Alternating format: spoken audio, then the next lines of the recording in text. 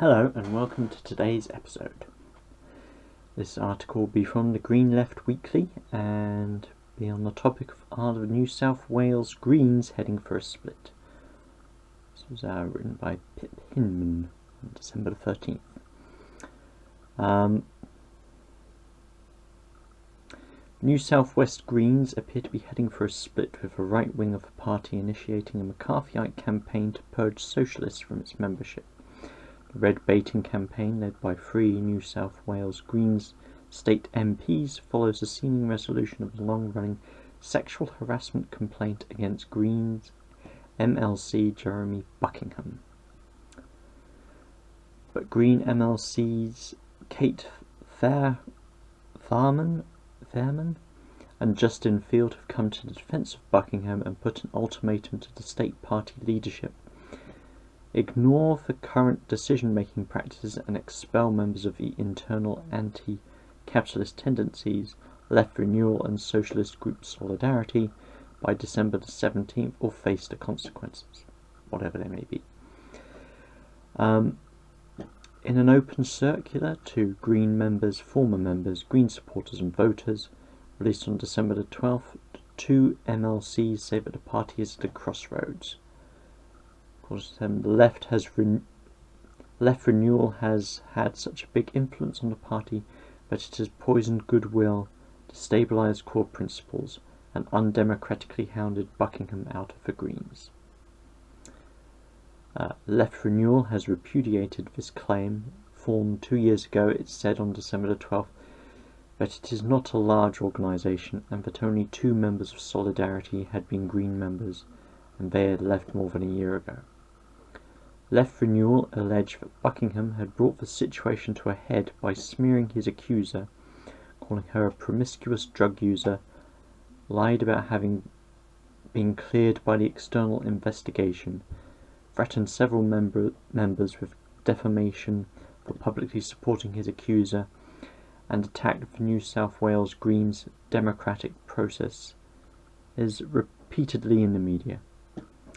The culmination of Buckingham's behaviour was for representatives of every local group in New South Wales coming to the consensus position that he should resign from the ticket at the 2019 New South Wales election. So they decided that he should resign because of his attacks on other party members and his poor behaviour. A December 8th New South Wales State Delegates meeting, attended by 53 local groups and open to all Green members, decided by an overwhelming majority to ask Buckingham to stand down from the ticket on the basis of long-standing complaints against him. Only 2 local groups opposed the resolution. So it seems pretty unanimous in New South Wales that he was asked to stand down. The vote followed the Australian Greens expressing concern to New South Wales Greens conveners on October the 1st that Buckingham may have breached our anti-sexual harassment policy, adding, "We believe that the most appropriate course of action is for Jeremy Buckingham to stand aside as a candidate for the next election." Seems pretty reasonable that he's been asked to step down. It's also a public relations thing. So. Fairman and Fields have said that if Buckingham is forced to withdraw from the New South Wales Upper House ticket for the March 2019 state election, the only democratic way forward would be to have a recount and redistribute Buckingham's votes. Dawn Walker, who runs number 4 on the ticket and is aligned to Buckingham, has also demanded a recount. So, presumably if the recount took place, Dawn Walker here would gain a lot of Buckingham supporters, and therefore may possibly be bumped up to first position, or maybe second. The current ticket order is David Shoebridge, Abigail Boyd, Buckingham and Dawn Walker. Walker believes the recount would bump her up to the second spot. Buckingham's response. Buckingham has consistently denied any wrongdoing, instead accusing a section of the party of running a witch hunt against him. He described the New South Wales Greens as corrupt and rotten in a December 9th video posted on his private Facebook page. Buckingham accused the Greens SDC of abandoning grassroots democracy by overturning the pre-selection result. He said that the party had been co-opted and abused for factional purposes, and warned party insiders not to meddle with pre-selection results. Buckingham added that it was of great concern that party insiders rejected a proposal to recount the ballot to determine a ticket should I go.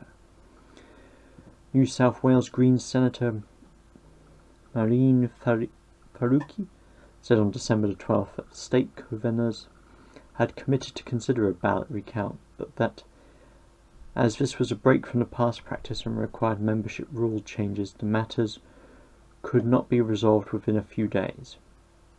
She said the Greens SDC also committed to a review of party processes, allocating a substantial sum of money to ensure it is as thorough as possible.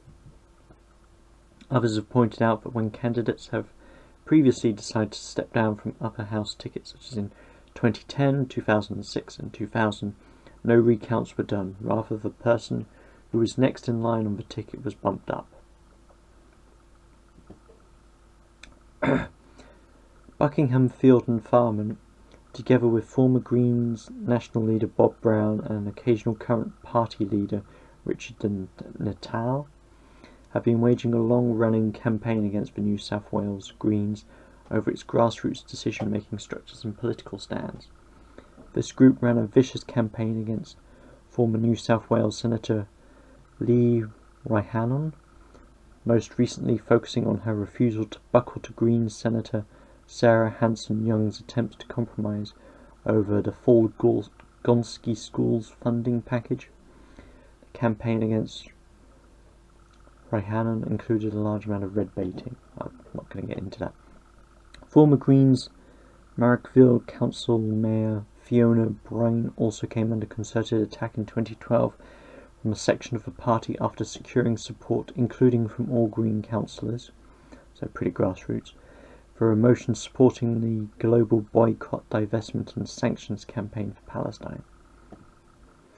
Fellow Green councillor Max Phillips subsequently helped organise a nasty attack on her by leaking internal discussions to the corporate media. While the Australian Greens have been critical of New South Wales Greens, including over its decision-making processes, it has supported the New South Wales Greens' decision to ask Buckingham to step down from the New South Wales ticket. It also supported Newtown Greens MP Jenny Leong's decision to use parliamentary privilege to add to the pressure on Buckingham. So it does seem as though they, at the national level, they are looking to maintain their appearance as well by backing the decision to get him to step down. The allegation that socialists unduly influenced New South Wales Greens is laughable. While socialists did help form the party in the 1990s, they were later proscribed. I guess that means they were asked to leave or left at their own accord. However, those socialists helped shape New South Wales Greens policy, including its 4 core principles: ecological sustainability, social justice, grassroots democracy, and peace and non-violence. These principles were affirmed in a manifesto released on April this year by Shoebridge.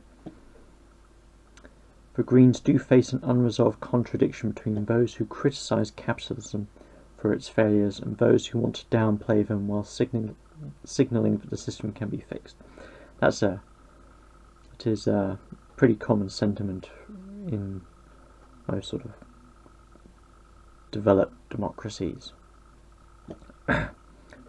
There is no absolute reason for this contradiction to lead to an immediate split, but it seems that a section of the Greens is pushing for one at all costs. Now, I kind of wanted to bring up number of votes the Green parties get in Australia, the UK, Canada, and the US. See whereabouts they are strongest. So I'll start with the UK. This is from The Guardian. It's 20 This is from the 2017 general election. Go down all the parties. The Green Party. It got 525,000 votes out of a population of 60 million. Let's go for Canada's next. In Canada, in the 2015 Canadian federal election, Elizabeth May of the Green Party, running for Prime Minister, got 602,000, which is better than the UK, and because it's smaller pop, 36,000. That's an improvement. Sorry, 36 million. Yes. Jill Stein in America got 1.2 million, which is 1% of the popular vote. Again, a smaller portion than in the UK. I think the UK has only like a fifth the population of the USA. So,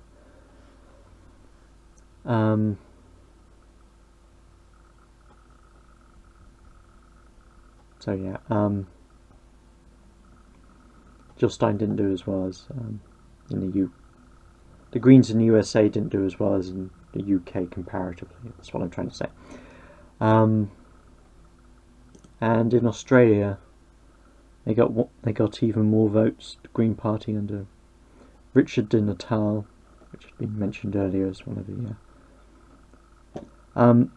his popular vote, he got 1.385 million. So yeah, that's more than in the USA, and that's